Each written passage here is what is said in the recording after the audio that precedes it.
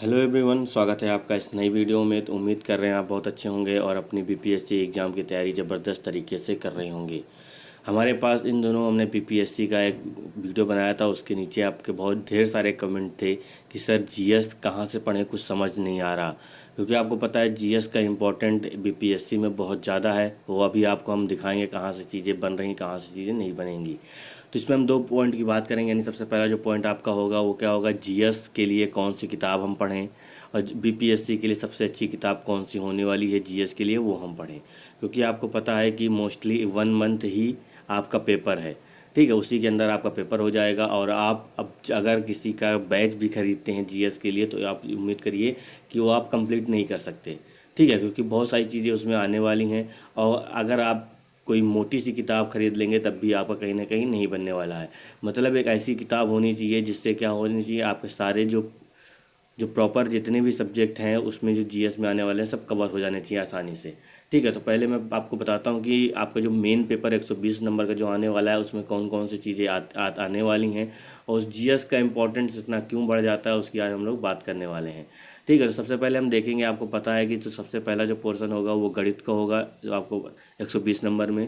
Then आपका reasoning होगा और देन आपका करंट अफेयर्स होगा, ठीक है। तो ये सब चीज़ें आपकी कहीं ना कहीं होंगी। तो इसका मतलब देखो, अब गणित का मामला आपका बिल्कुल अलग होगा, रीजनिंग का भी मामला बिल्कुल अलग होगा और करंट भी मान लेते हैं कि वो आपका 10 नंबर का कम से कम देखने को मिलेगा।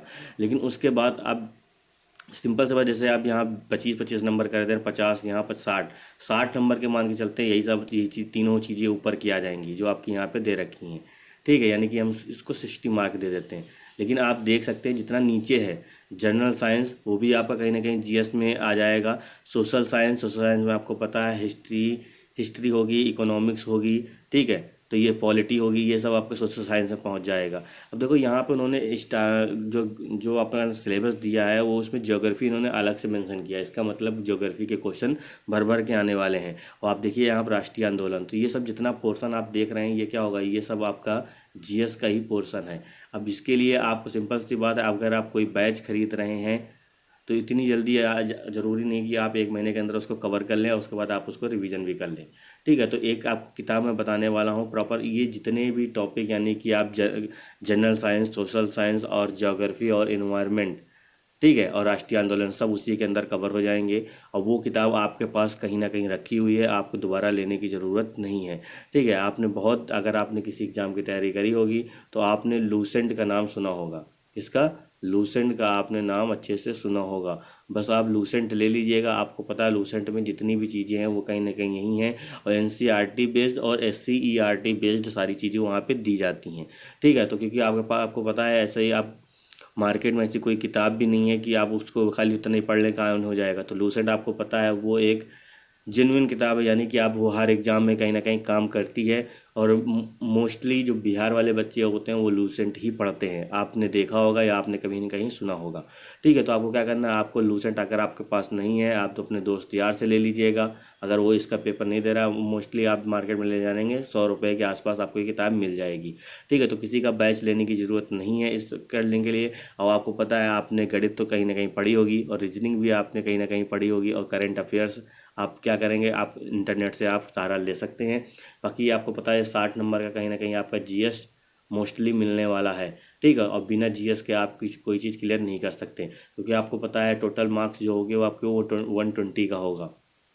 120 में आपको पता है निगेटिव मार्किंग भी है, ठीक है। तो निगेटिव मार्किंग के साथ साथ आपको कम से कम 80 या 90 प्लस आपको नंबर लाने पड़ेंगे।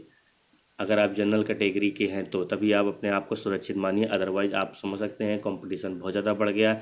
बिहार के साथ साथ अदर स्टेट वाले भी आ चुके हैं और जो अदर स्टेट के बच्चों ने फॉर्म भरा है वो बहुत ही मतलब सीरियस हैं, ठीक है, तभी उन्होंने फॉर्म भरा है। जिसका मतलब कंपटीशन अब आपका तगड़ा होने वाला है। तो आप हल्के में बिल्कुल कोई चीज़ ना लीजिएगा, ठीक है। तो लूसेंट को आप पढ़िए, जितनी बार हो सके उतनी बार पढ़िए। 1 महीने आपके पास है, आपको रीड करना है, वो आपको कोई नोट्स नहीं बनाने, खाली आपको रीड करना है, ठीक है। और रीड करिएगा, क्वेश्चन आप प्रैक्टिस करिए, बस आपकी कहानी सेट है।